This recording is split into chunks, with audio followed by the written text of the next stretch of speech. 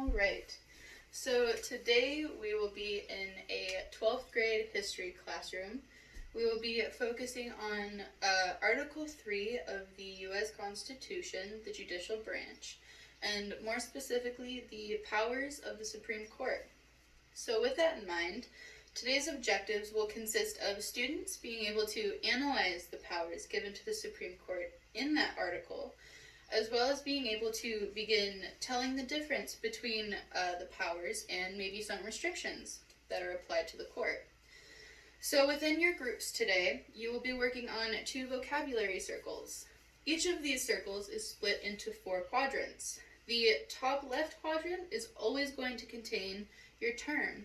After that, you will begin going into possible definitions that you think could apply to that term. You'll draw out some pictures or write some symbols that you feel also connect to that term.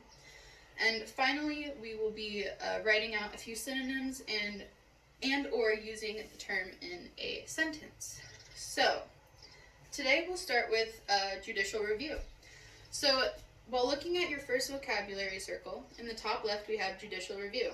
So, what do you guys think review means? To go back over. Okay. Have we done any reviews in any sort in class at all, do you think? Any examples you can think of?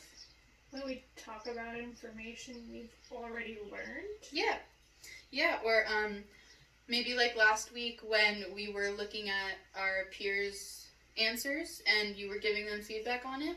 That's a type of review. Exactly. So if we want to look at judicial review, we would begin looking at the really old case of Marbury versus Madison, which took place in 1803. Most people go to that case because it really labeled what judicial review was, but instead today we're going to be looking at Plessy versus Ferguson, which was happening in the later 1800s. So we had looked at Plessy versus Ferguson at the beginning of this week. What do you remember about Plessy versus Ferguson? Separate but equal. Yeah. So did that lead to segregation? Yes. Okay. So to lead to separate but equal and to get to segregation, Plessy versus Ferguson had to go to court, right? Yes. And is that what makes it a case? Is it's going to court? Yes. Okay. So if we want to look at judicial review, and we think of review maybe connecting to reflection or analyzing something, maybe getting to a deeper meaning of the word,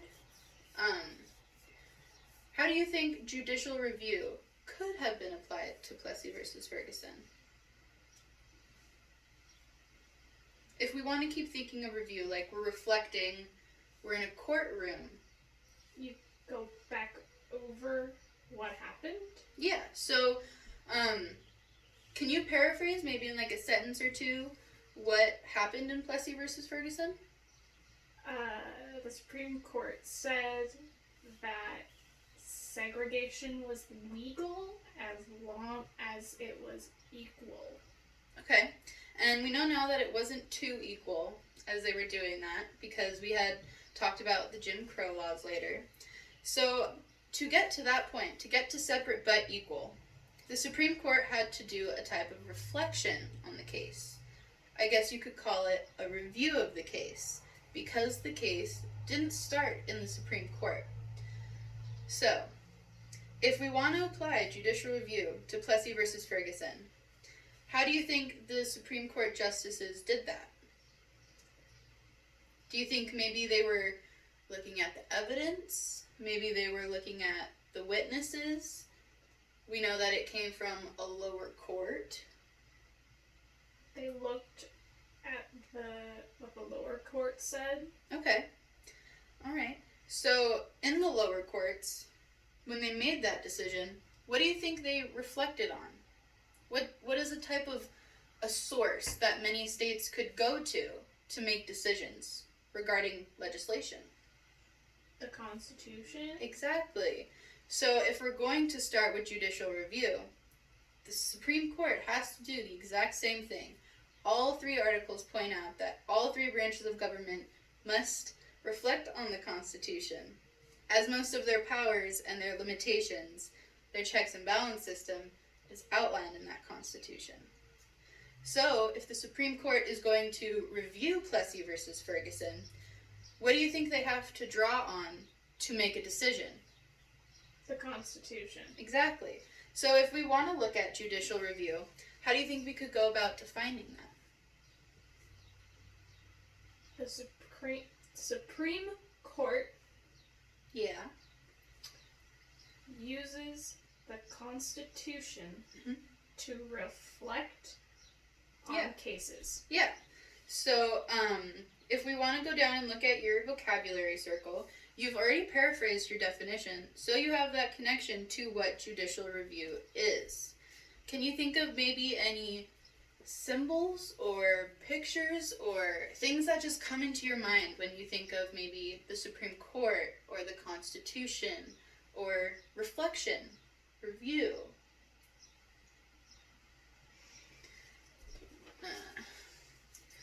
Picture? Yeah, maybe just like a picture or Okay. And you can do stick figures, you could do little circles, little shapes. Exactly.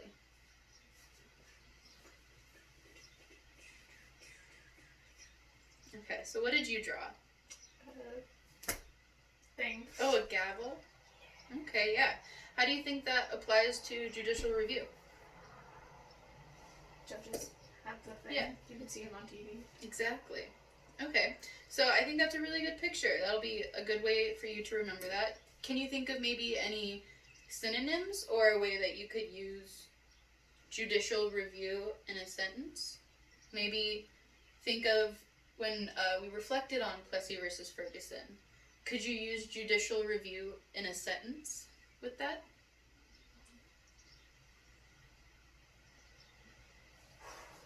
Or you don't have to do a sentence, you can do synonyms, because when we're reviewing, we are, what are we doing? Yeah. We could also be interpreting, just like the first article points out, that many of the, within the legislature, you must interpret. Exactly. Okay. So from judicial review, you're going to start working in your groups on original jurisdiction. So we can also probably relate that to Plessy versus Ferguson. So when we look at Plessy versus Ferguson, we know it didn't start in the Supreme Court, right? Right. So it had to come from a lower court. Yes. Would that be a state court? Yes. Okay. So if we're moving from there, that means that the Supreme Court didn't have original jurisdiction. So if we want to start thinking about original jurisdiction, we should take into account that Plessy versus Ferguson did not originate in the Supreme Court. That means it came from a lower court. So what do you think in your groups? Brainstorm maybe what original jurisdiction could mean. And from there you'll just continue brainstorming and we'll get back together as a class and go over it.